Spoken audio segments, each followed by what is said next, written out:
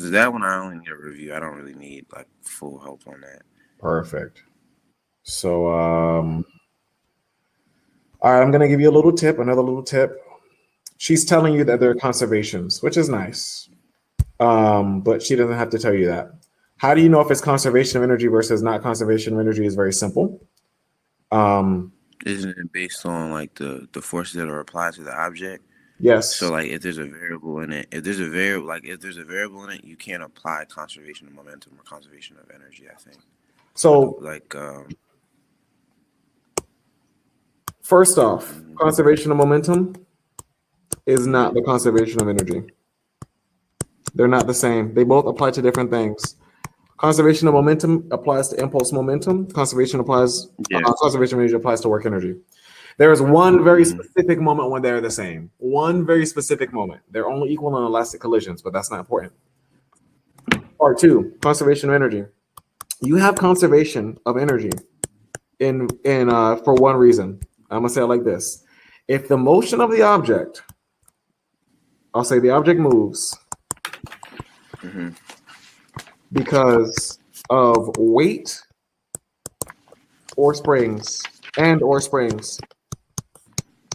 If the object only moves because of weight and or springs, it's conservation of energy. If Hmm. there's any outside forces, including friction, there is no conservation of energy. Yeah, because those are variables, right? I mean, Yes. they're that's what I was saying. Yeah. Yes. No, and you're right. If you see those as variables, if there are any variables, then it's going to be non-conserved. But if it moves because there's a spring or because it's falling or a combination of the two, it's pure conservation of energy, which is really nice. Odds are this is going to be conservation of energy because there's a spring. Typically, when there's a spring, unless the professor wants to make it difficult, generally, if you see a spring, it's going to be conservation just because it's nicer and it doesn't. The professor doesn't have to work that hard on grading. All right, so the spring is going to be stretched by what's the last digit? Your last digit is 1, so we're going to do Hmm. L equals 1. All right, blah blah blah blah blah. A is going to be 2, B is going to be 2, and then the spring is actually going to be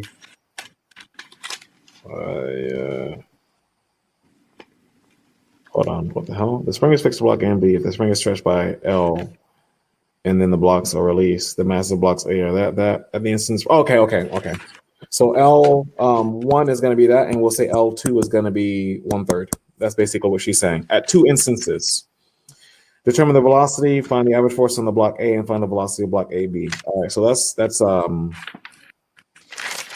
this one's a good problem because it applies work energy and impulse momentum. I'm gonna fly through the work energy part, and we'll have to come back to the impulse momentum part later. So this is a good one. I'm gonna focus on part B though because that's pure work energy.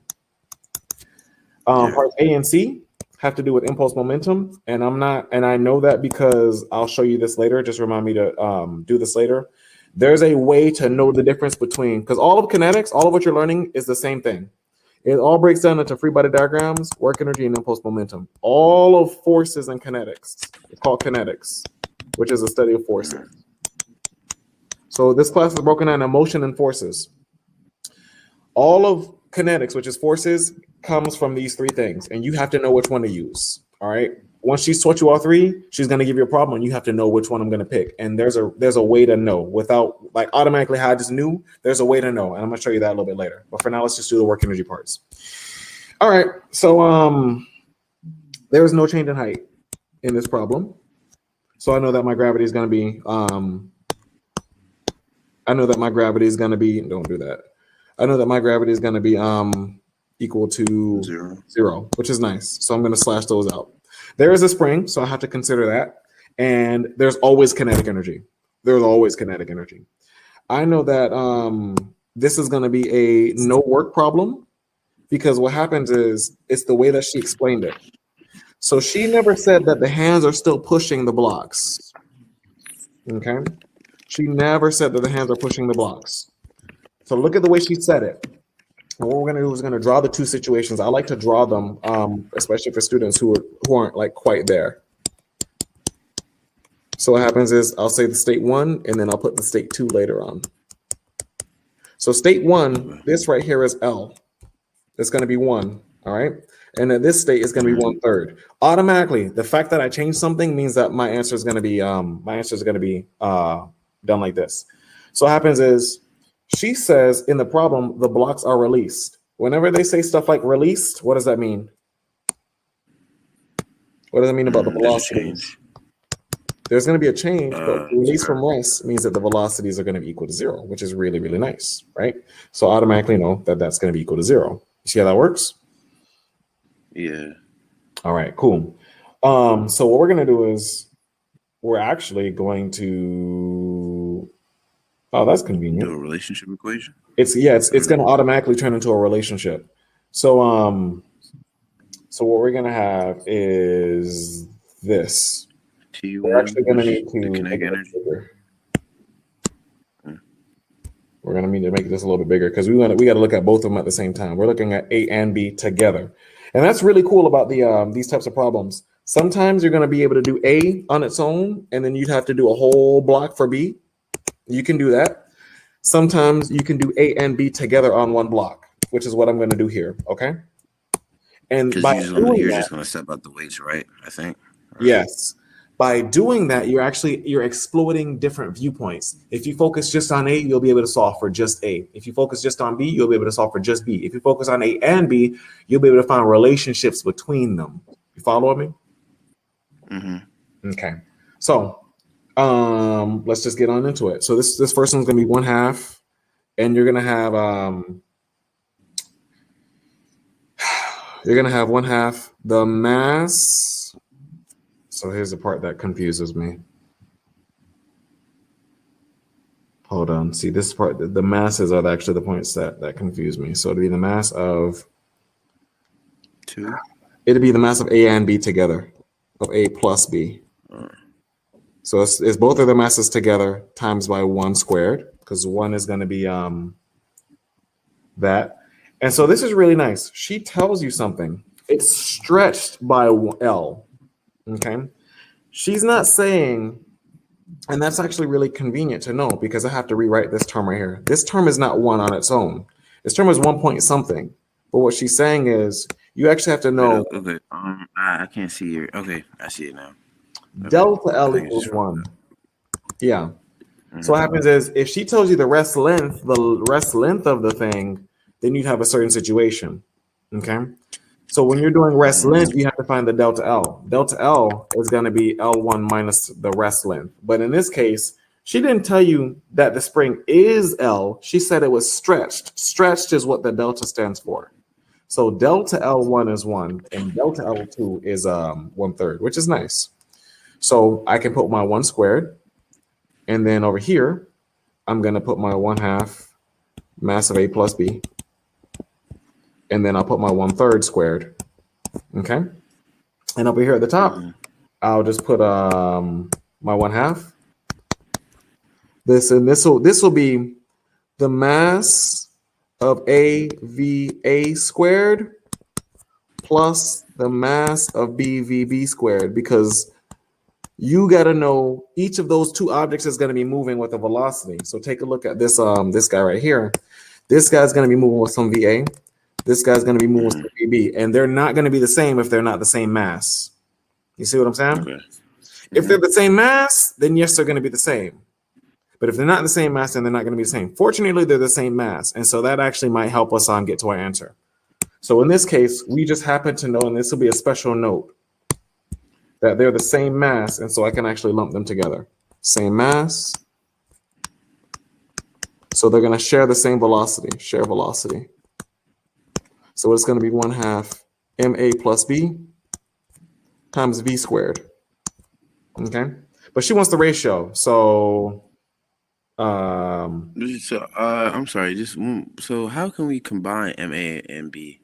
Like, how is that okay to do? Does it's that make only sense? I don't know. okay. It's only okay because these have the same mass. This is what you would do normally. You have to keep them separated. But because they have the same mass, they share the energy equally, which means they're But both how going do to they get have the same mass velocity. though? Huh? How do Oh, they have she the told same you. She mass? told you. She told you. Oh, snap. I'm wrong. I'm Yeah. sorry. I thought it was 2 and Okay. 2. My bad. They're 2 and 6. Yeah. You can't actually do this. We can't Okay, actually. yeah, that's what I was confused. Okay. Yeah, no, I messed up. That was my bad. I thought they were the same. Well, whatever. All right. So from No, there, but I understood that. I understood where you were going with that, though. so we do So this we got plus this visually. equals that. Easy peasy. So we just do 1/2. The mass of A is 2 plus 6, so that'll be 8 times 1, and it'll be equals. So basically, what they're saying is all of this compression is going to get divided into a little bit less compression plus some speed. So the compression just converts a little bit of itself into speed. That's all they're saying. And once you're able to read the equations like that, it makes everything easier. So then you have 1/2. Okay, but so you can still do the bottom part, basically. Oh, Say it you can again. still do the bottom. You can still do the bottom. You can still add them up for that A, like the spring force one, that Mm-hmm. equation that you did for the spring force. You can still do that one Yes. because That's the energy stored in the the spring. relationship you're doing the relationship between the two, the change in the two of them Yes. compared to the. Okay, I was just making sure. All So right. the whole idea behind the reason why in this one I can do mass A plus mass B, and the reason why this one I can't, is because this is talking about the spring energy, and that spring is touching both of them at the same time. And so you can't say you're not looking at the masses, you're looking at the spring, and that's the part that people kind of mess up. You know what? Dang, I'm tripping today. I am absolutely tripping. It's not the mass of A plus B, it's K. And I don't know why I put that mass. I think it was because I was thinking kinetic energy. If you go back to the original equation, let me show you. Let me show you. K It's K. over 2. Yeah, I was tripping. I'm doing all of this work on mass, and it's supposed to be K. And so that was I think actually I'm messing you up because you were trying to speed through it. I keep on asking questions and chiming in. That's no, my it's all good because this actually happens to me all the time. Like that's something that I need students to understand. Just like how your professor was having issues, everybody run. It doesn't matter if you've mastered it. Mastery doesn't mean perfect. Mastery just means that you know what to do almost always. You know, that's like a master martial artist can still lose a fight. You know, your professor is still going to get stuck sometimes on the geometry, and I'm still going to make mistakes on what term I put in.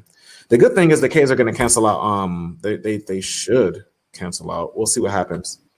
But it'll be 1/2. Instead of 8, I'll put K. If not, maybe I have to solve for K. We'll see. We'll see what happens. Fortunately, we'll see. I mean, K is given though. Is it? Isn't? Yeah, it's given. On the diagram. Oh man, that's awesome. You're right. Perfect. Perfect. I was really wondering if I had to solve for it. 5. God is good. Thank you. See, you're helping me. You're better than me already. All right, so I'll put a 5 in here. 5, and then I have my 1/2. Mass of A was 2. Velocity of A squared, I don't know what it is, plus 1/2, 8 or 6 rather. Velocity of B squared plus 1/2 the K, which is 5, and then this will be 1/3 squared. Squared. All right, cool. And so I just got to figure out the relationship between A and B. This is going to have V squared A on one side and V squared B on the other side. That's all. So let's just move this over. We're going to have multiply everything by 2 first. Then I got 5, and this is going to be 5/9. 5 minus 5/9 is going to be 40/9. And this is going to be, then I'm going to multiply everything by 6. And that's going to be 3VA squared plus VB squared.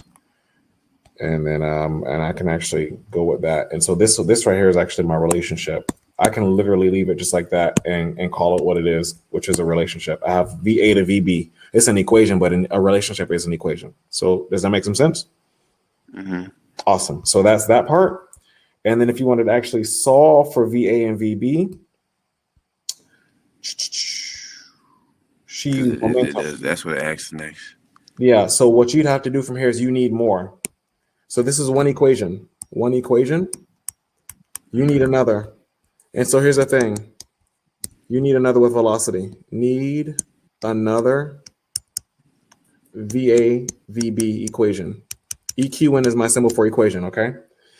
You cannot use work energy anymore to find this answer. Work energy gives you one equation. You have to go do a whole another branch of dynamics or another branch of kinematics. So you've used one of those three. You use work energy. From here, you have to pick. Are you going to do free body diagram or are you going to use impulse momentum? You see what I'm saying? Mm-hmm.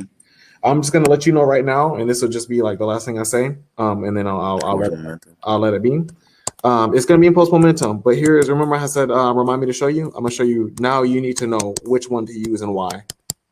It's easy. Each one has variables. Force free body diagrams use force, mass, and acceleration. So if they ask you, generally they'll ask you for acceleration. So if they say, what's the acceleration of this object? You're going to use free body diagram. Okay. Work energy uses force, mass, and instead of acceleration, it uses velocity and distance. And so generally, if they ask you how far does an object move or how fast it moves, you're going to use work energy. Okay. If they say how far does it move, automatic work energy. You see what I'm saying?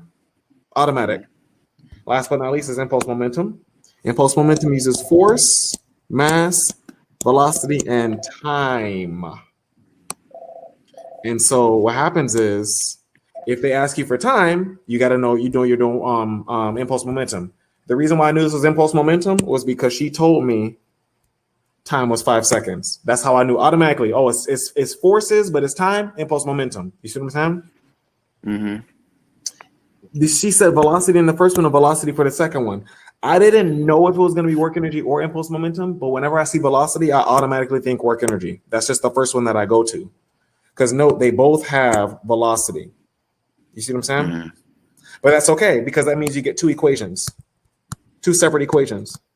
So this is perfect for this situation. Equations. This is perfect. So now all you have to do is do a impulse momentum on my blocks, and then you'd be good. So the block itself is A. I know that in the beginning, it has nothing happening to it. Then it receives an impulse from the spring, and then it's going to move forward, MAVA, right? And then so that'll be, and I know impulse is equal to force times time. So that's going to be force times time equals MAVA. And then what happens is I have block B plus, and it gets an impulse, but that impulse is reversed because they're both attached to the same spring. And that's going to now be MBVB, a new momentum, but that's going backward. Fortunately, these two forces, these two impulses come from the same source, so they have to be the same. And that right there means that when I can equate my equation, so this would be negative FT equals negative MBVB because I want to have the same coordinate system. So I'm going to say that that's my positive direction. Actually, I'll put that in purple because I like to have colors, my colors, because I will lose track of what's happening if I don't put colors. And so what happens is I can literally just add these two equations. And so I'm going to add them together. But I think they gave you. I think they gave you the function of time as well, though. The change in time. Oh, they said 5 seconds, right? I think so. It's the average.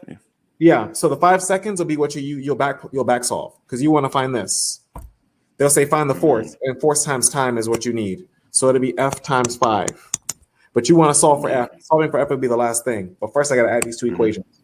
You add them, and you get 0 on the left equals MAVA. Come on. My computer's starting to stall on me because I'm pushing too hard.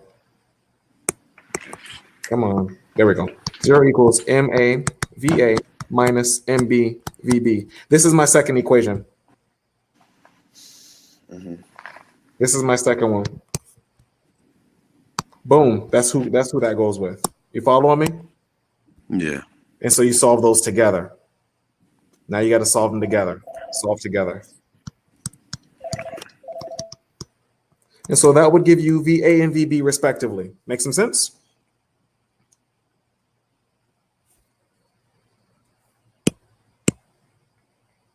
You with me, Mike? Yep, I'm here. So work energy gave you one equation. Impulse momentum gave you another equation.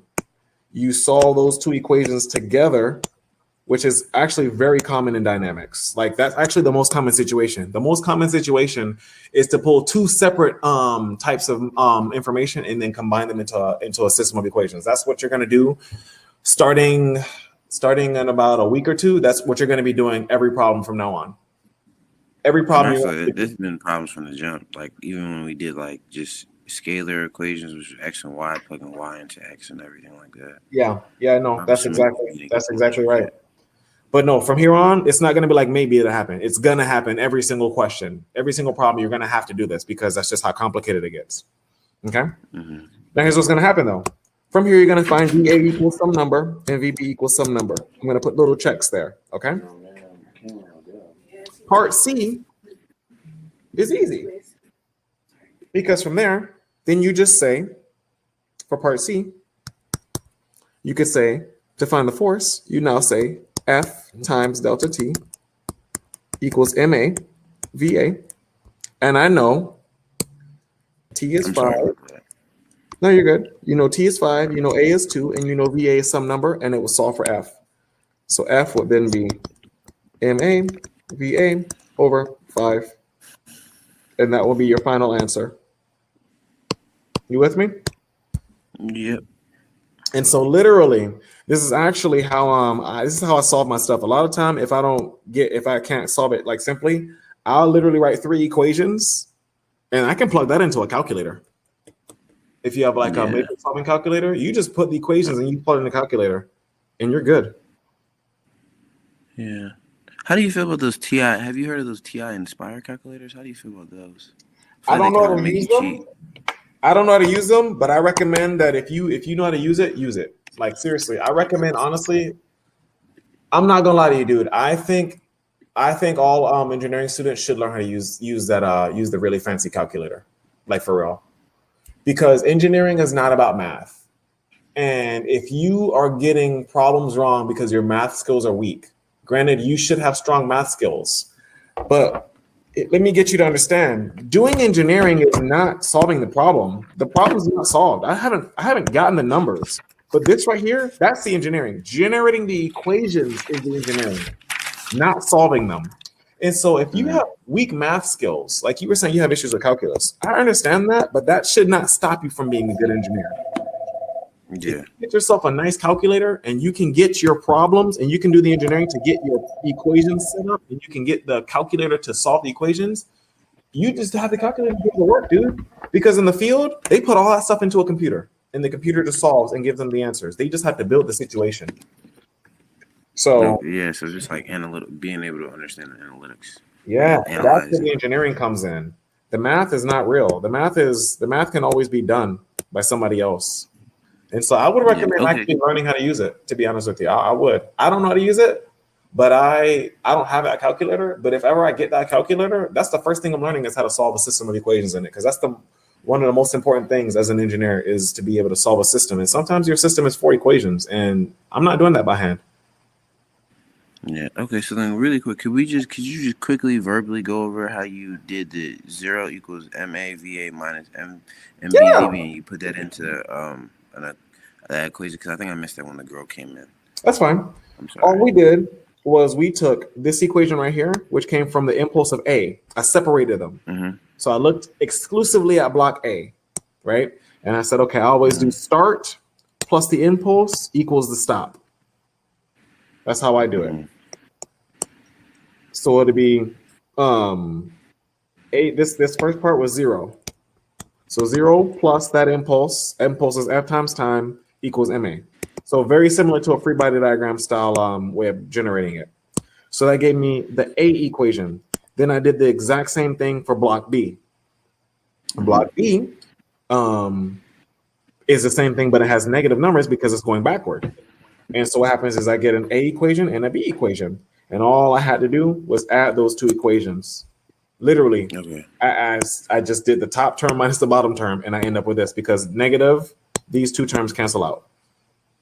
Okay, I get that. And then where did you go from there? So did you plug that in yet, or am I just? I haven't actually. I didn't get the numbers because I know I was running out Oh, of okay, time. okay, I didn't okay. get the numbers. I just knew that it was gonna. What happened to my computer? Equal that. Hold on, the computer. You see the screen just froze, right? Yeah, I All did. right, there it is. Um, what happens is I knew that this was an equation and this was the sister equation, and I knew you just solve them together. Okay. Yeah. And I know that it's going to give me my two answers. I just didn't get the answers. Okay. But that's what's going to happen. They're going to give you my answers, and once you have your answers, then you use that velocity in the impulse equation itself. Impulse is F times T. That equals ma va because we have this equation right here, and we're good. You know what I'll do? I'll put that in a highlighter because that does look kind of wonky. I'll put that in let's put it in light blue. So I'll take this and I'll do that. So that's how that happened. Okay. Cool. Yep. All right, that makes sense. Yeah.